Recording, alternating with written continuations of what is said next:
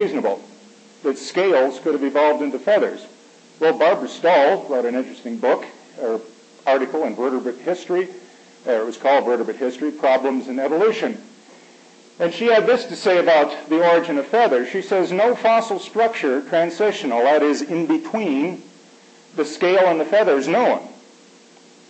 In fact, she says, it seems from the complex construction of feathers that their evolution from reptilian scales would have required an immense period of time and involved a series of intermediate structures. So far, the fossil record does not bear that out. Now, we'll be looking at some of the so-called intermediates that have been proposed just within the last few years. This is Archaeopteryx. This specimen's in London. It's supposed to be one of the first birds, although there were birds that evolutionists consider even older than this bird. The interesting thing is this bird occurs so early in the fossil record that it occurs approximately 65 million years before the reptile that gave rise to birds. Now, the evolutionists say, oh boy, back to the drawing board, we have to figure this out. No.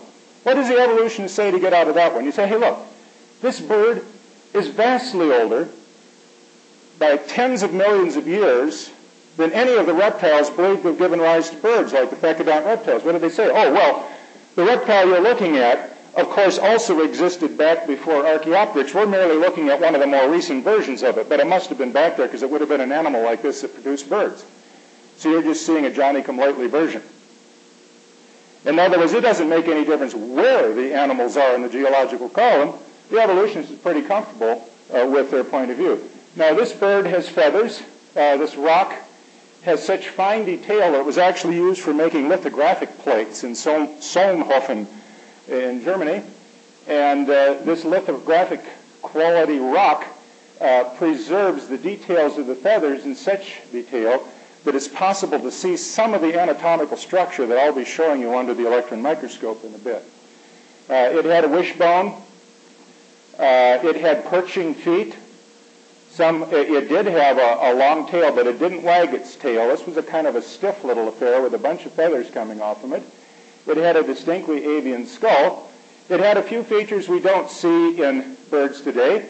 One, it had teeth. There are no living birds with teeth, but the presence of teeth doesn't prove that this bird evolved from a reptile, because after all, there are reptiles without teeth and with teeth. And these teeth are very different than reptilian teeth in any event. The other thing is this bird had a few loose fingers on its wing that it could kind of grasp with, but there are living birds that have free fingers on their wings. The ostrich and the ray and the juvenile Hoatzin can actually climb around in trees like a squirrel. Once they get older, they lose their little finger-like. So many of the features that are somewhat unusual are not in every case never found in birds today. Now, how would an evolutionist claim that a feather would evolve? There are two theories. Well, there's basically one theory, and that is the feather came from the scale. But why would the scale evolve into a feather? And that really relates to the theory of how did reptiles first start to fly. Now, one theory is called the arboreal theory. That means the sort of the tree theory. And this reptile, not quite a bird yet, crawls up into the tree, and you notice his scales look a little funny. They've gotten to be a little long. And we're not quite sure, I should say the evolutionists aren't quite sure, which is most uncharacteristic of evolutionists, I find. But they're not sure whether they jumped out of the tree intentionally, chutzpah, or whether they fell out of the tree. But one way or another, they did, according to evolutionary view, manage to drop out of the tree. And those who were so fortunate, by pure luck, to have had scales that were elongated, managed to resist the air more as they fell. Whereas, the ones that didn't have real long scales, whack, they hit the ground, and that was pretty much it for them. They didn't get a second chance to crawl up in the trees. I gather the ones that survived crawled up in the trees, tried it over and over again, and eventually, when they jumped out of the tree, it was, and they flew off. Now, some evolutionists look at this and say, this is an absolutely ludicrous idea. The whole arboreal theory has no merit whatever. There's nothing to support it in the fossil record. These people come up with the cursorial theory. In the cursorial theory, the birds do not go up in the trees and jump down. They start from the ground and they fly up. Now, how did they do that? They used the feathers rather like fly swatters. They held their limbs out in front. They ran along the ground chasing bugs, and then took these feathered wings, which they couldn't fly with yet, and they brought them together like this to catch the bug.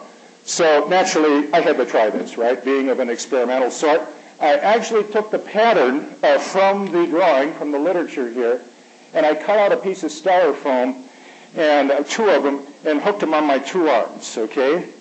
And then I had a little napkin sort of hanging from a string from the ceiling, and I snuck up on the napkin with my two big wings, and I brought the wings together like that. And what do you think happened?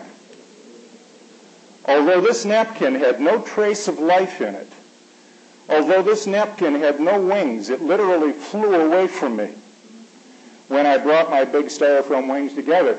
In other words, it was sort of like a bellows. It blew the bug away. So I wonder if this is really very carefully thought out. Anyway, the people that accept the cursorial theory say this must be true because it really represents about the only option to going up in the trees and falling out. And so the cursorial people think the arboreal people are crazy. The arboreal people think the cursorial people are crazy. And, you know, I try to be diplomatic. I agree with both of them. Recently, you may have heard about Sinosauropteryx, one of these little puppies that they found in the Liaoning province in China. Has turned out to be a hoax. This is obviously a small dinosaur here with his tail. This puppy is not going to fly. He's got a big rump like most dinosaurs and long, long balancing tail.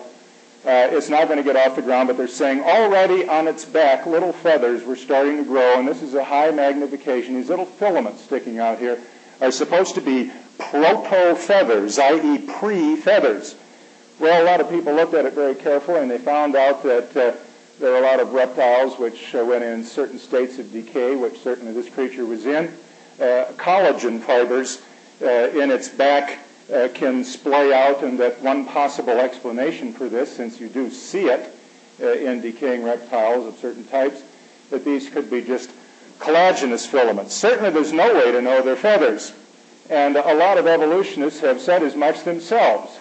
There was an article in Science magazine titled "Plucking the Feathered Dinosaur." It said exactly 1 year ago, paleontologists were abuzz about photos of a so-called feathered dinosaur. The structures are not modern feathers, say roughly half dozen Western paleontologists who've seen the specimens. So I guess we could argue till we drop whether those little filaments are millions of years later turning into feathers or not. This picture's out of order, should have been in earlier. It's something I threw in the last minute. Some people say, did God create all birds and call them all one kind and they all came one from another? If you look at the dietary laws in Leviticus chapter 11, 13 to 19, all of these kinds of birds are mentioned. And each is referred to a kind and that they reproduce after their kind. So the eagle is not related to the vulture and so on down the line. These are all created kinds, and they were cited as birds that should or should not be eaten. I believe not in most cases here. This is